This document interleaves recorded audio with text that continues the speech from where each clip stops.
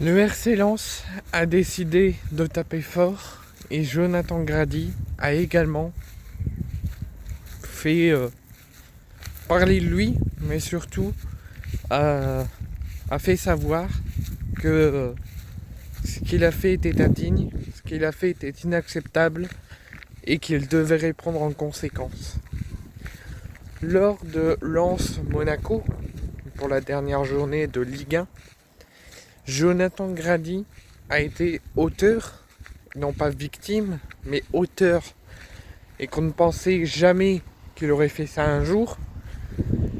ou en tout cas qu'on n'aurait pensé jamais qu'un joueur du Racing Club de Lens puisse faire ça un jour. Mais Jonathan Grady durant la victoire 4-0, à la fin du match, a eu une vive altercation avec un joueur de l'AS Monaco, Crépin Diatta, et il aurait traité de sale pédé va. Donc il a été auteur de chants homophobes. Aucune réaction n'est apparue les heures qui ont suivi cette altercation et cette fin de rencontre.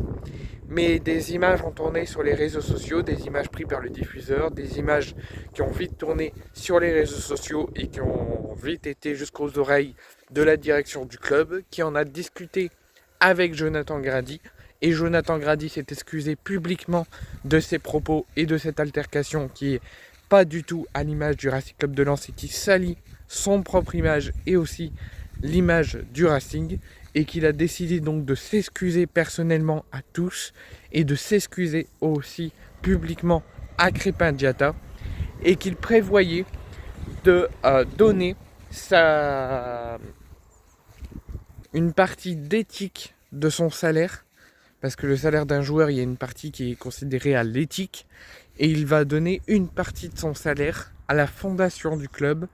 et aussi à l'AS Monaco pour s'excuser de sa manière et s'excuser de son attitude indigne et de son comportement indigne d'un joueur professionnel et d'un être humain par rapport à cette altercation. Donc Lens n'a pas décidé encore de communiquer, n'a pas encore décidé d'en parler, mais ils en ont discuté avec Jonathan Grady pour faire le point et savoir le pourquoi du comment. Et aucune sanction n'a été prise à l'égard de Jonathan Grady par le Racing, mais le Racing a tenu à ne pas le sanctionner si en retour Jonathan Grady faisait des excuses publiques à l'AS Monaco ainsi qu'à Crépin Diatta,